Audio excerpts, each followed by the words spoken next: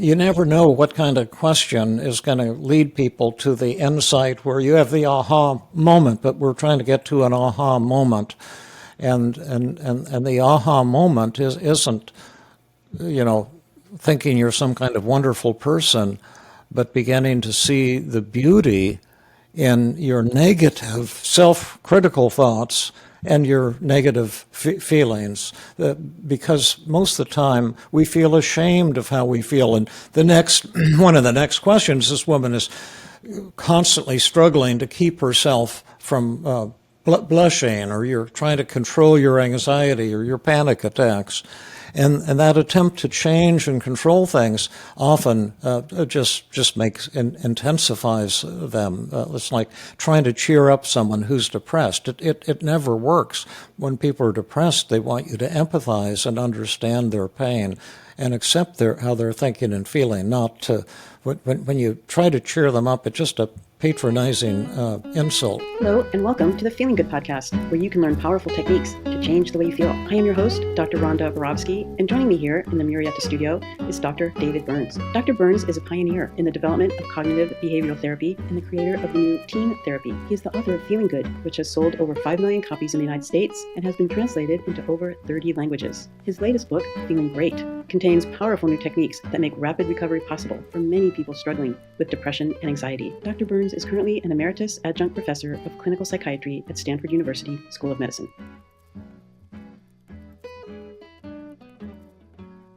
Hello, Rhonda. Hi, David, and welcome to our listeners throughout the country, the universe, and the galaxy. This is the Feeling Good podcast, and it's episode 415. And I do have an endorsement to read, and afterward, we're going to do another Ask David. Just me and David. Sadly, May can't join us today. But hi, David. So this is from a really great team therapist, Dan Lenahan, and he wrote you, "Hi, David.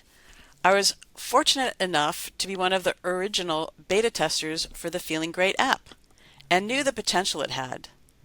I admittedly hadn't tried the app since the artificial intelligence or AI implementation, so I was eager for the final release, and wow, talk about, as you would say, blowing it out of the water or knocking it out of the park.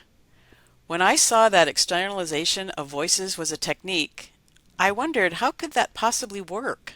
But wow, even the way it does, your whole "it's me, your negative thoughts again, just want to remind you, ... then shows you the negative thought. And it even asks to do role reversals with you. The interactions are genius and have your essence ingrained in all of the chatbot responses. You have truly found a way to reach even more people than ever before and will continue to as it develops. Congratulations on this great success. Dan Lenahan." Yeah, that's so neat. Thanks, Dan. You really warmed my heart. I sent that to all the members of our app team, especially Jason Mino, who's done so much, groundbreaking work in developing our version of AI and training the AI. And it's just so gratifying to see that it's, caught your fancy. And if there's any listeners out there who want to support us, go to feelinggreat.com, not my website, which is feelinggood.com, but go to feelinggreat.com, and you can check it out there, or go to either of the app stores, the Apple Store or the Google Play Store. Our app is in there, Feeling Great, and you can take a free ride on it and see what you think. And if you find it helpful and exciting, tell your friends and colleagues about it too, because you're our marketing team right now, and we're relying on word of mouth to get the word out that there's something really exciting that can help you change the way you think and feel, and can happen very rapidly. Mm. It's not just that they want to support you, it's that they want to, overcome their symptoms of depression and anxiety. No, that's not right. It's all about David. Yes, it's all about trying to help get the word out to more people who are suffering, that these are some tools that you can use to actually change the way you think and feel. And there's the little chat box which will talk to you in much the same way I would be talking to you in an actual therapy session. It's not actual therapy, it's a self-help tool. We're not involved in doing therapy, but we do want to help you with your negative feelings and do that rapidly.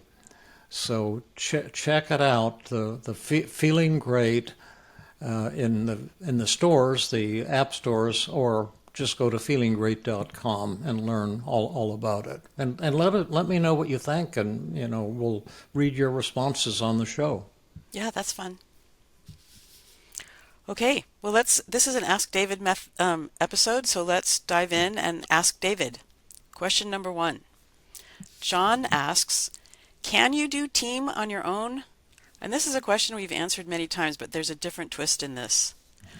Oh, John says, one other point that occurred to me, the people who do personal work on your podcasts are generally team CBT therapists or people familiar with the team model. They are obviously very familiar with the steps and the techniques in team, and yet they seem to require the insight and guidance from yourself and Jill. Why do you think that is, if they're so well versed in team already? Does that mean that a person from the general public doing their own work using your books without the guidance of a team therapist is futile? Or would you always recommend someone using a therapist? Kind regards, John. Well, John has given us many great questions, and 2 questions for today's podcast, and this is the first of the 2, and I'll spout out my quick answer and then get your input on that. But when I wrote Feeling Good, and that was 1978, I started writing it, and it was published in 1980. One of the things that I did that was very important was to say, a lot of you reading this book, if you do the written exercises, you'll probably be able to get a real mood boost on your own, even without a therapist. But at the same time, it's really easy to get stuck. And in that case, 2 heads are often better than 1, and there's no shame in going to a therapist to help you get unstuck. And so I feel exactly the same way today. If you can use, say, my book, Feeling Great, or our new Feeling Great app, the odds are high that you'll be able to get some genuine change in the way you think and feel just by doing the exercises in the book or the exercises in the app. But sometimes it takes 2 heads to help you figure out why you're stuck and how to get unstuck. And so, I strongly encourage you to seek help, particularly if you're having severe symptoms or struggling with suicidal thoughts or fantasies. You definitely need to have face-to-face help, and you still might love the app or you still might love my books and find them helpful, but sometimes a human therapist is absolutely necessary for you to be treated safely and effectively. My books aren't therapy and the app is not therapy, it's just self-help. And finally, you asked the really cool question, well, why are we therapists as screwed up as our own patients? That's the question, really, that you're trying to ask. Because when we have therapists on as patients, I do that because it's not considered therapy, and I'm no longer in clinical practice, but I do demonstration sessions with real people to show you how the techniques work with real people. But it's always easier to see how someone else's thoughts are distorted and have a blind spot about where we're fooling ourselves, even if you are a therapist. And that's why even therapists sometimes, I would say frequently, need a little bit of TLC and help from a friend, in this case David and Jill, or sometimes David and Rhonda working together to help you change the way you think and feel. And now Rhonda's going to give another extraordinarily important point about all of it. You used the word I was going to use. We all are blinded by our own negative thoughts, and we don't see all of our positive traits. One time in the Tuesday group, when we were still meeting in person, I did I did some work with you and Jill. And when we were in the positive reframing, she asked me a couple of questions to get me to think about some of the positive aspects of what I was feeling, and that sparked insight that I don't think I could have gotten to by myself. Yeah, and that moves us to John's second question, which is all about positive reframing. And we can maybe mention there's actually 3 or 4 or 5 questions you can ask yourself when you're doing positive reframing. But let's read the question and tell people what positive reframing is, and then answer John's question. Okay, let's read John's second Okay. question. Okay. Can you provide more insights or instructions on how to do positive reframing on your own? It seems to be an incredibly important key to Team CBT. Hey there, David and Rhonda. Hope you're keeping well. This is John from Ireland. And John wants to know, I'm always grateful for your inspiring work. I love your passion. And I have a question on positive reframing. As someone who is still trying to find my own journey to enlightenment following many months of anxiety and depression, I feel I'm failing at this positive reframing step. I still find I am bumping up against resistance, and I feel that my positive values and benefits don't count. It's almost as if there's some kind of discounting the positive going on, like my negative points vastly outweigh my positive points. It's like there's such a negative filter, there's no space for recognizing positive qualities. Should we answer that question first? Before we go on, I think that can be answered by doing a paradoxical cost-benefit analysis. And you can make a list of all the advantages and benefits of ignoring. Well, first of all, positive reframing isn't about your positive points or your positive qualities. That's called cheerleading, and everyone resists cheerleading. So the reason you're running into resistance may be that you're trying to cheer yourself up by listing all the wonderful things about you. And I hate it when people do that. I've never once seen that be helpful, although we're doing some research on hypnosis, giving people positive suggestions, and maybe it will cheer them up. We'll find out tomorrow, actually. But at any rate, in positive reframing, you start with a daily mood log in a situation where you're upset. And you didn't send that for us, so this is all going to be abstract and theoretical rather than a specific example, which would have been much more clarifying, I think, for you and for our audience, but it's still important. And then you list all of your negative feelings, like depressed, 80%, anxious, 100, ashamed or guilty, 80, inferior, 90, whatever all of these are. And then your negative thoughts, like I'm a loser, or I should be better than I am, and so forth. And when you do positive reframing, you ask yourself the following questions.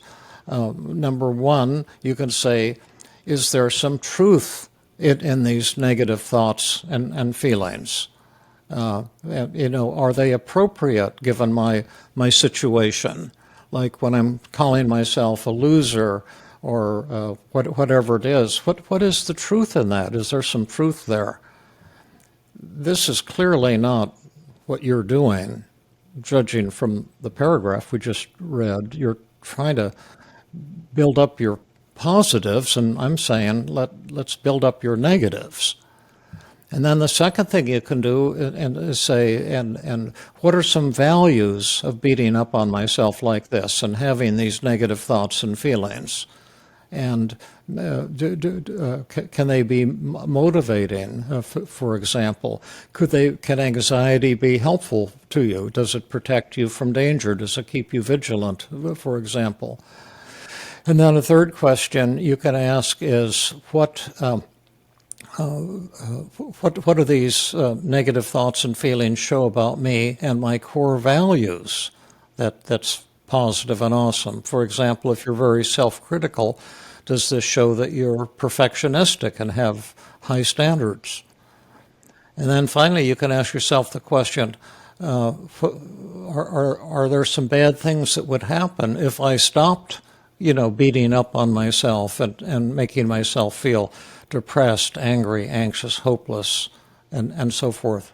That's kind of the essence of positive reframing. Those are the kinds of questions you ask yourself.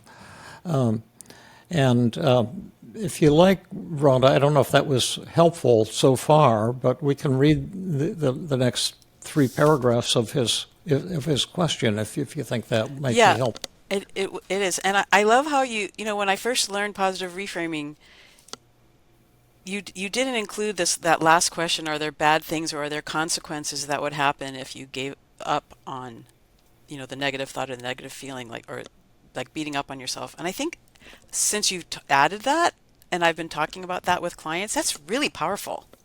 Yeah, you never know what kind of question is going to lead people to the insight where you have the aha moment, but we're trying to get to an aha moment.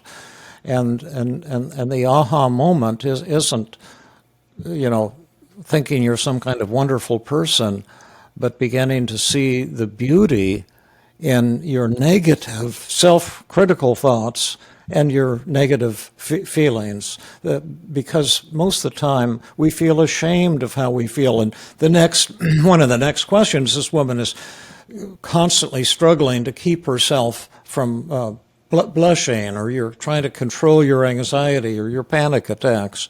And that attempt to change and control things often just intensifies them. It's like trying to cheer up someone who's depressed. It never works.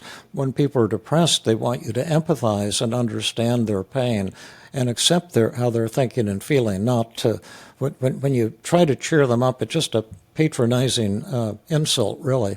Okay, here's his second part of his question. I was listening to the beginning of episode 310, where a listener had an excellent contribution on positive reframing from your live work with Nasli. That got me thinking, would it be possible to hear more insights and detail on how to perform your own positive reframing work? Yes, John, it would. That's why we wish you would have given us an example. We'd be doing it right now. Uh-huh. Well, do you have a guideline or a worksheet anywhere? It feels like the most powerful of all the steps. Only the very detailed worksheets in my book, Feeling Great. And of course, we sent you a free ride on the app. And the app does positive reframing both with AI as well as in the classes and lessons. So those are some resources that might be helpful to you. Go ahead, Rhonda. Well, that there are there are worksheets that you can copy from your book. Or make Sure. a tool on your own computer, copying those. But even if you don't want to do that, you can just get a piece of paper and write positive reframe on the top, and then on the left side of the paper write the feeling, like sad, depressed, down, unhappy, whatever that feeling is, and then to the left of that write down the responses. You mean to the right of it? I'm sorry, you yes, write to the that right on of the it. left edge of the paper. Then if Yeah. you go to the left, you'll be writing on your desk. your And you table. can do that too if you like. Right. So I just visualized it all completely wrong. Yeah, you just write down the feeling and then you write down the responses. Is there some truth? Is it appropriate? What are the values? What's the beauty in them? What are the consequences of not believing them, not feeling them any longer? So you don't actually need anything fancy. Yep. Right. Okay, so among the many incredible tools that have been created under Team, it seems the agenda setting piece, which is where positive reframing is included, is probably the most powerful and innovative. I have listened to many of your live sessions intensely, and it seems that your gift and that of Jill Levitt is convincing the patient of the beauty of their depression and anxiety. It feels that they're almost recovered or very nearly once you go through this step. And quick comment on that. Thank you, John, for that beautiful comment. And that is true, that when you do the positive reframing skillfully, and we've been checking this out in AI because we can see now exactly where people change and a lot of improvement, not all the improvement, but a lot of improvement in negative feelings does occur during positive reframing that the AI is doing with you. And of course, if you try the AI that we sent you, free, it'll do it pretty skillfully with you. Well, and one point I wanted to make, David, that we were talking about before is that you and Jill are not trying to convince the patient of anything. That would be, like you talked about before, that would be cheerleading. What you're doing is you want the patient to do the work for themselves. So just like I talked about before with Jill, she asked me some poignant questions that, because she is really brilliant, and that led me to have my own insight. And that's a lot more powerful than her telling me. It was like the questions that we read just a couple minutes ago, right?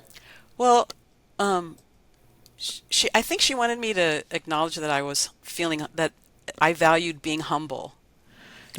So she asked me the opposite, and she said, "Well, do you think you're a conceited person?" Yeah. And I said no, and she said, "Well, what do you think about conceited people?" I said, "Oh yeah, I don't really like conceited people." She said, "Well, how would you describe yourself then?" I'd say, "Oh, I guess I'm kind of humble." Yeah, you're right. And so that was helpful. Yeah, she's such a gem and a brilliant and kindly person. But I wonder if she had said, "Rhonda, do you think this thought or this feeling says that you're a humble person?" I probably would have said, "Yeah," but I wouldn't really felt it as much as in the dialogue with her. What I love about what you're saying right now is that there's a discovery that happens, and it's often an unexpected discovery when you're doing positive reframing. And if you're just doing it in a formulaic way, it doesn't work. It's like anything else. It looks like a simple tool, but like I guess taking a knife to a piece of wood is simple, but some people can do that and make beautiful carvings, and other people, just like me, I would just be cutting up the piece of wood and it wouldn't look like anything. Yeah, exactly. And it's really more exciting that, like you said, that aha moment. It's exciting when you have your own aha moment. Yeah. Okay. Blah, blah, blah. On the face of it, it looks like what you're doing is very simple, but there is a nuance and complexity to it that is incredible. And without sounding too grandstanding or over dramatic, this gift seems to be where the healing power lies. If you could bottle that gift, you would change the world or be a billionaire or both. It is astonishing to listen to. I would love to hear more about your insights into this area and how people can unlock this for themselves. Yeah. Well, I'll tell you one other thing. I love what you're saying, and I share your feelings and your convictions. And just within the last week, Jason Mino is our AI guy. He's the one who's actually doing the programming with the AI. But I help him, and we work together and provide feedback. And he's created a new form of AI, which I call multi-level. And what we can now do with our AI, and this is it's a new version of positive reframing. Instead of telling you how we do it, let me say that when you do, and you might want to test out the new version with Jason as soon as he's ready for a beta test, but it actually listens during positive reframing for the resistance of the user or the patient, or and we trained it to what to look for to find out if it's not working for the patient. Like exactly what your question was. What if it's just not turning you on, the positive reframing, and we taught it how to turn that resistance into instant understanding of positive reframing. Like the very resistance, you can ask a couple questions about the person who's resisting, and all of a sudden they're into positive reframing on that deeper level. So I hope this doesn't sound too grandstanding or overly dramatic, as you mentioned in your paragraph, in your beautiful note. But it's trying to make that gift to everyone, and because that's where a lot of the healing power lies, for sure. And it's not what I was trained in when I was learning cognitive therapy. It didn't exist at that time, but it exists now. And it's like having supercharged cognitive therapy, or what I say, cognitive therapy on steroids is another way of putting it. And we are trying to bottle that gift as effectively as humanly possible or non-humanly possible with AI. Yeah. And I do want to reiterate that that is a major portion, a major, I don't know what, it's a major contribution of yours to the field of psychology, the positive, the whole agenda setting sequence. And, Yeah, that's yeah, changes yeah. psychology forever. I think so. And my only request to the world is if you can maybe from time to time, if you've got your own website or your own whatever, to acknowledge where some of this came from. Hmm. Because I remember when I wrote Feeling Good, I was so grateful for having learned a lot from Aaron Beck. And even though we didn't have all the answers, he sure knew a hell of a lot more than I did. And so I referred to him. I think I went through the book and counted 38 references to Aaron Beck, and they were all in a flattering context. And I remember when I sent Feeling Good to Albert Ellis, because I had just met him, and I thought, well, maybe I could get an endorsement from him. And then he wrote back and said, well, I wouldn't mind giving you an endorsement, but you didn't give me any. And maybe you would want to acknowledge that cognitive therapy was actually developed from my work in the 1950s, often without acknowledgement. And he gave me a lot of references to his first book, Reason and Emotion in Psychotherapy. And I saw that he was exactly right. So then I acknowledged him, too, at the beginning of Feeling Good as one of the forerunners, one of the incredibly important historic figures. And I always appreciated him after that, and he always appreciated my acknowledging him, as so many people stole from him, like Wayne Dyer with his book, Your Erroneous Zones. It was a multi-million #1 bestseller, but it's just someone went to one of Ellis's workshop, Wayne Dyer did, and was turned on. I think it was a weekend workshop, and then he just wrote it all up as if it was his own. And he was a good con man, and he wrote very persuasively, and he was very charming on interviews, but he did not acknowledge the contributions of Albert Ellis. And I once asked Albert Ellis, don't you get mad at people like Wayne Dyer who steal from you without acknowledging? And he says, he was a New Yorker, so he talked like this. He says, no, David, I never get angry. And I said, well, why is that, Dr. Ellis? Why don't you get angry at the people who are ripping you off and stealing your ideas and pretending like they're your own? And he said, well, I'll tell you why, David, because those people are assholes. And that's what assholes are supposed to do. They should do that. You should expect assholes to steal.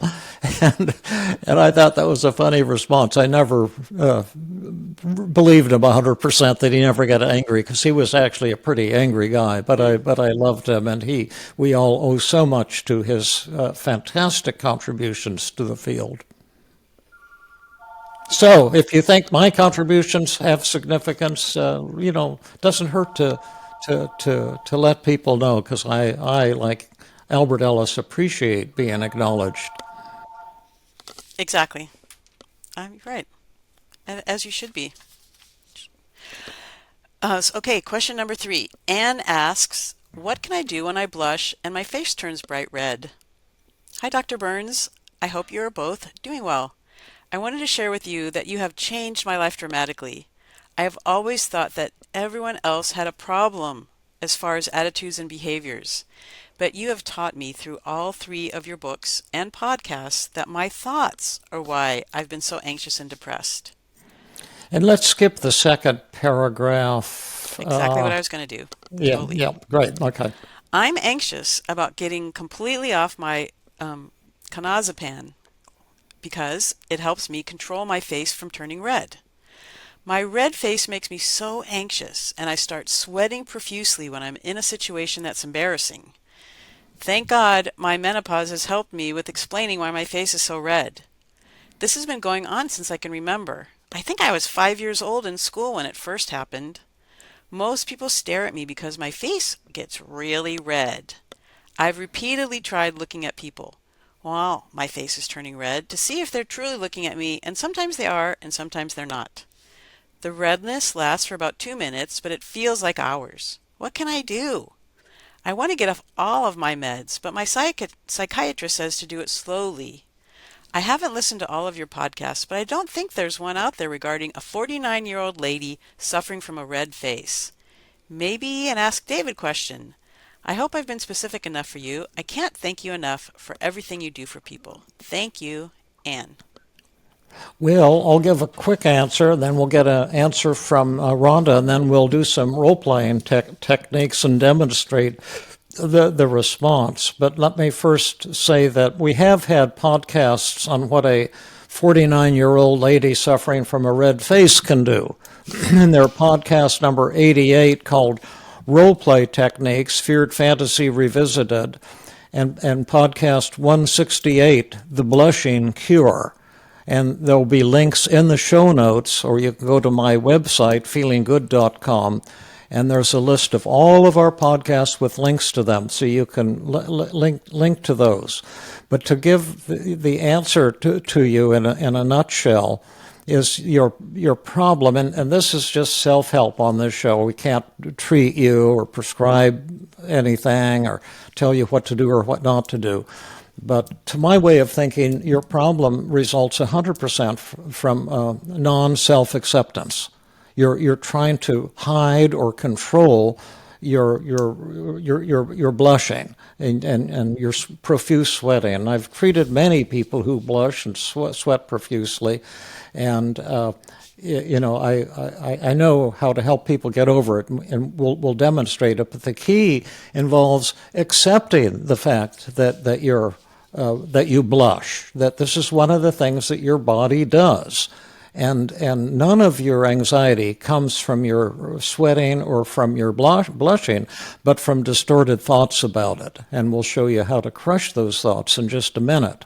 But I love your question. I'm so glad that you wrote to us, because there's a lot of people out there right now listening at this very moment who are trying so hard to fix this thing that's wrong with them or that thing that's wrong with them. And whereas that's the actual problem, that you keep trying to fix yourself thinking that you're not good enough, where the solution is self-acceptance. And I've often said, and no one yet has understood it, everyone thinks they understand it, self-acceptance is the greatest change a human being can make. Self-acceptance, exactly accepting yourself exactly as you are, with all your sweat and all your bright red face, red as a clown's red lipsticks. Accepting that is not giving in, but it's transforming your life, because self-acceptance is the greatest change a human being can make. And the moment you accept yourself, everything will change. But back to you, Rhonda. We'll give you a chance to respond to this, and then we can do a little feared fantasy role play if you like. Sure. Well, I love your response about self-acceptance and changing her thoughts. I mean, right now she's thinking this is awful, but she could also be thinking this is endearing. And Yeah, if she thought this is endearing, then she would be happy when she blushed, because it would allow her to be closer to other people. yeah. I was just thinking that once you go through the whole team model and you get to methods with her, then we could do some really fun work with shame attacking techniques, or Oh, yeah. exposure, having her blush, and then do a survey technique, asking people what they think about her when she's blushing. I don't recommend that one, actually.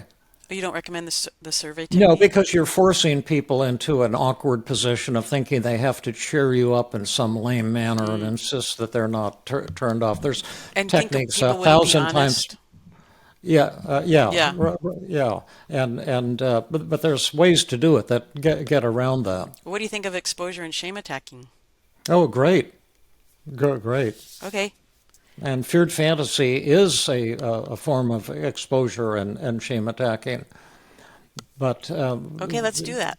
yeah, okay. And do you want to be the blusher or the blushee? One of us can be the stranger from hell, and one will play the role of Anne. I want to play the role of Anne. Okay. And let's say we've just met, and I'm going to be the person who says all the things that you believe others are thinking but would never dare to say. And we do it. That's what the feared fantasy technique is. This isn't practice for real life because people don't say these things to you in real life. But we're helping you get over your fear in a kind of a fantasy land, the Alice in Wonderland nightmare world where your worst fears do come true. And if you like what we're doing or want to understand it better, you can go to those 2 podcasts and it'll be explained further. But tell me what your name is, and like we're just meeting, and I'll be the stranger from hell, the one that Anne has always feared. I'm Joan. Joan. Oh yeah, Yeah. yeah. My name's David. Could I ask you a question, Joan? Sure.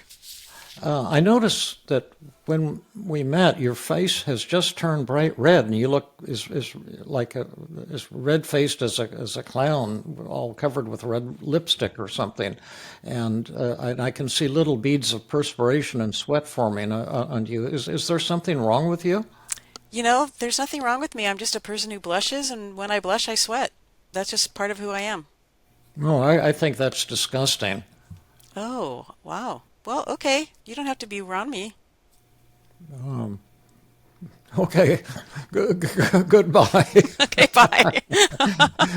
Okay, who won? Would you say? I won. No, how big or I've never. small? I'd say that was big. Big I'd or say that huge? was huge. I've never seen you You're very rarely tongue-tied. You didn't have a Yeah. response to that. Yeah, yeah. Well, that was pretty cool. Now, one thing is you escaped through avoidance, and that's of Oh, course the cause of all anxiety, right? I escaped through avoidance by when I said you don't have to be around me.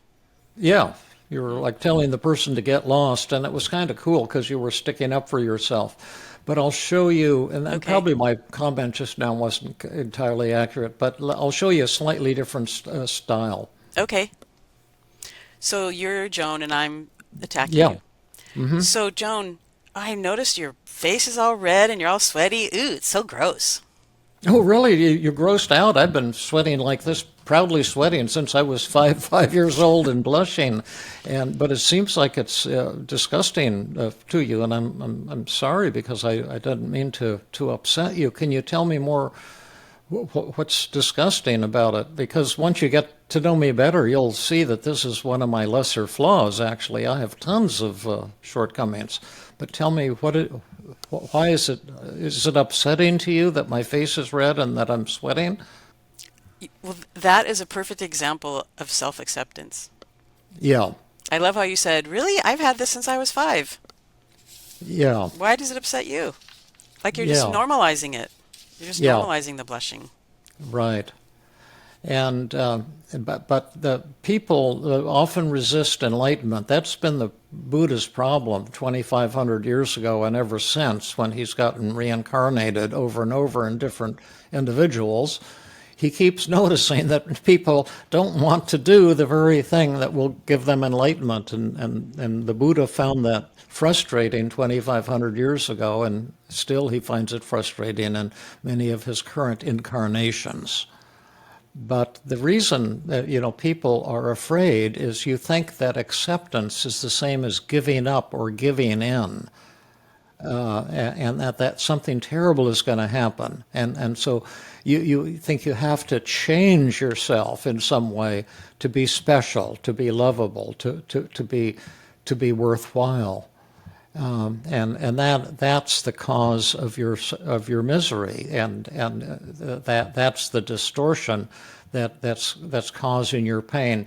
Your pain never came from blushing. Your pain came from your own lack of self-acceptance, your own self-criticism. Other people's criticisms of you could never upset you unless you buy into them, and then it's your own thoughts that you're believing that's upsetting you. So let's do a couple more role reversals to see if we can drive this home. Okay. Could I talk to you for a minute, Rhonda, or whatever your name is? Sure. Uh-huh. Your face just turned bright red. Are you blushing? Yeah, I am blushing. Oh, that's a childish thing to do. That's ridiculous for a grown adult to be blushing.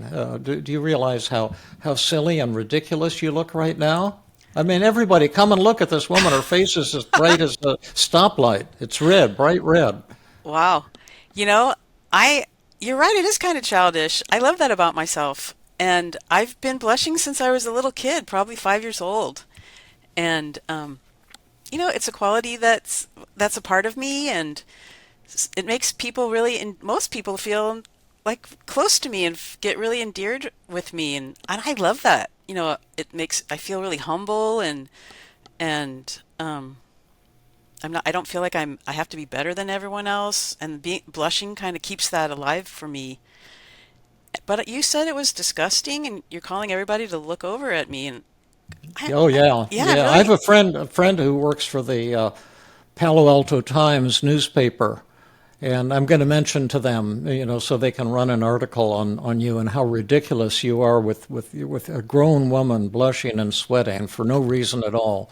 I would be so happy and flattered to be in the newspaper talking about blushing and having my picture in the paper, even when I am blushing. That would be super fun. Well, you said it was ridiculous. I'm curious, what's ridiculous about it? You said it was disgusting. Like, what disgusts you about it? Well, it's just abnormal. You're abnormal. I don't blush. I don't associate with people who blush. None of my friends blush. They're all very confident and courageous. Oh gosh, I admire you for being being courageous and confident, and blushing is a part of me, and I love the strengths that you're sharing with me. And, blushing is one of my qualities, just like talking to you is, and responding to you and thinking about it, and Okay, can I give you corrective feedback right now? Yeah, I'm kind of losing myself. You're getting defensive, aren't you? Well, I'm trying to It's think one of my qualities, just like talking to you. See, I would rather go to the direction as, blushing is just one of my many flaws. I have one of my tons many of flaws. flaws. And if you get to know me, you'll find out that this is just the tip of the iceberg. So, But what if I said blushing is one of my many strengths?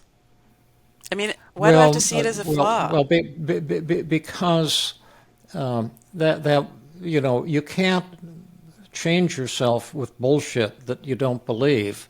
Do you think Anne believes that blushing is one of her strengths? No, not right now. That's why it's not going to work. Okay, that makes sense. Okay. So then let me just repeat that and say, yeah, blushing is one of my many flaws. But if you get to know me, you'll find out that I have a lot more than that. Yeah, to me, that's vastly more powerful. Me too. Yeah.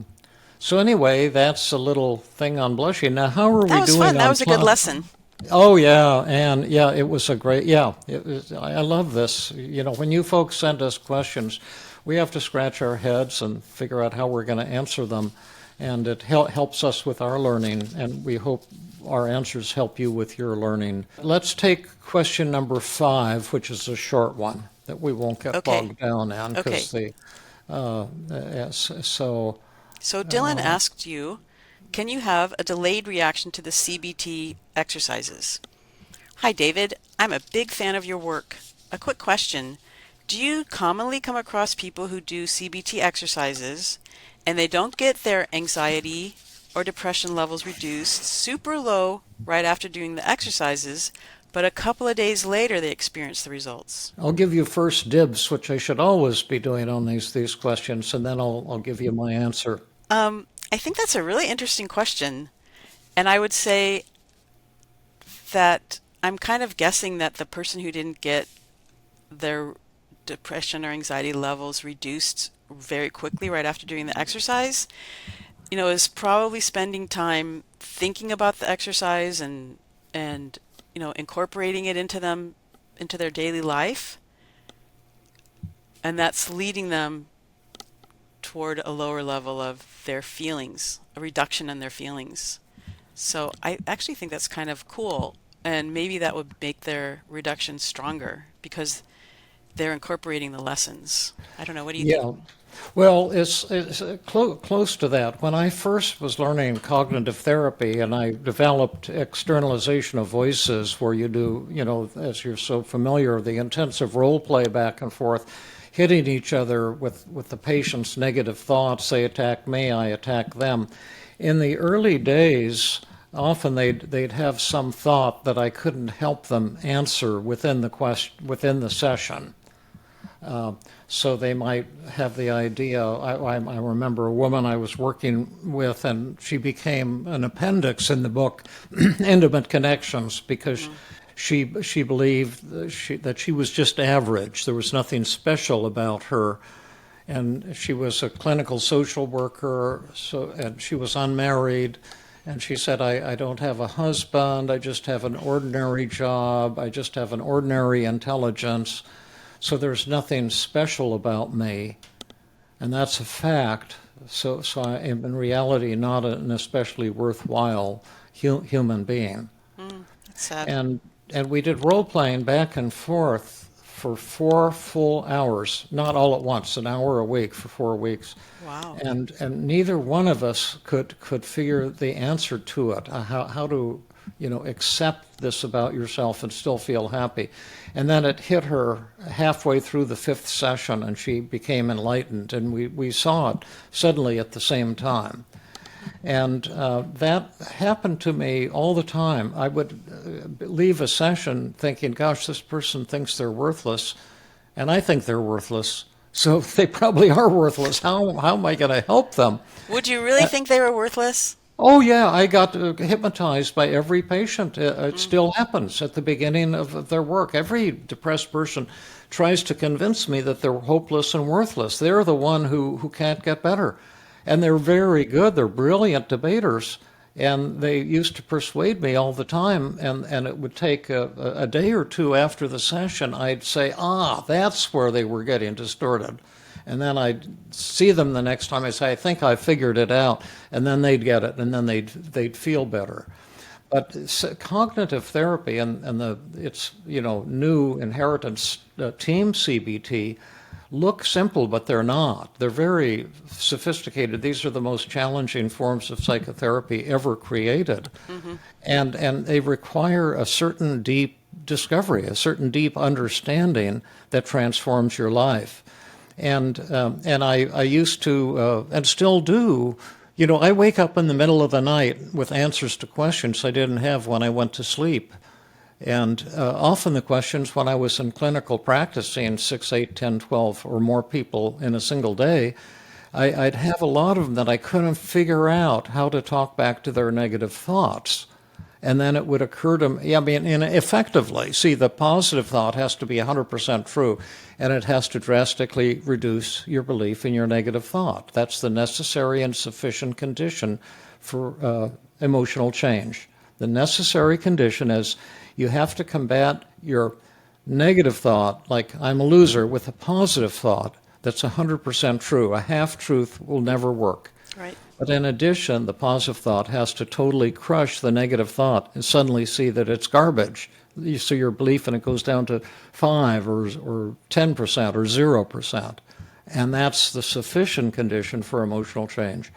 And so if you don't get a mood boost until a couple days after doing, say, a daily mood log. That happened to me every time when I was inventing Team CBT and refining cognitive therapy. What in the day was called cognitive therapy. And I had exactly the same experience. And then as I got older, it got to where I could figure out the effect of positive responses just like right away after doing it for 40, 50 years or however many years I've been doing it. And so that's my interpretation. It isn't quite what you said, Rhonda, which is that you talked about something kind of wearing off or something like that. But, no, that you're thinking about it over time. Like you have a therapy session and you think about it the next day and the next day, and then the insight comes. Yeah, you get an insight as to why your negative thought is screwed up. Mm-hmm. And the very moment you have that insight and you can actually see it, so it's as obvious as the fact right now, I can see that there's skin on my hands, and there's no doubt about that. Mm-hmm. And the moment you get it with that degree of clarity, in that very instant, your feelings will change. And that could very well happen a couple days after you've been working, and that just shows you have a brain just like mine, that you have a nice subconscious mind that works overtime for you when you're not thinking about it. Mm-hmm. Well, what about that woman that you were talking about who was an average social worker and didn't have a husband and she thought she wasn't special? Yeah, it took us five hours together to figure out. So when you finally figured it out, what was it? You have to buy my book, Intimate Connections, and read the appendix to find out, because I can't remember right now. Okay. But again, the answer to it is it's the same as what we've been telling people in today's podcast, that the problem is not that she isn't good enough. What is her problem, Rhonda? That she doesn't accept herself and she's self-critical. Yeah, she's beating up on herself. She's beating up on herself. Now, let me ask you, let's say that she's going to pick up her child at school, and she finds out her child is out, playing with other children on the swings and things.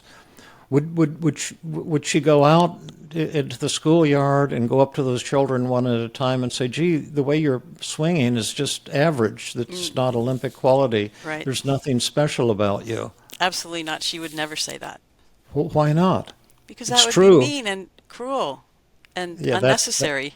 That's the point. Happiness comes from self-love, and self-love is a decision you make, not something you can earn. And that's a Christian concept. I don't know if it's also a Jewish concept or an Islamic concept, but the Christian idea is that you don't get to heaven through your good works, but from the grace of God. And the grace of God is the grace of a colleague who treats you in a loving way, or the grace you give yourself to treat yourself in a loving and compassionate way. And that's the meaning of God. Mm-hmm. Exactly. And what you just described, what would you say to a 7-year-old? That's a type of paradoxical double standard technique. Would you say to a 7-year-old the things that you're saying, the critical things that you're saying to yourself? Exactly. Yeah. Exactly. So Okay. why don't he might not want to do it, but our technical producer and incredible colleague and human being, Max Cosma, I don't know if he wants to introduce himself. I've been saying one of these days you're going to have to get in front of the camera so everyone see what a fantastic person is controlling the show from behind the curtains. But Max was a philosophy major, just as I was in college, and always has interesting things to say about the shows. And if you want to tell us how we did today, we'd love to find out. And if you don't want to, we're cool with that too. Okay, well, thanks everyone for listening, and we'll see you next thank time. you. Yeah, and keep sending us your great questions, because we really love answering your questions. Yeah, exactly.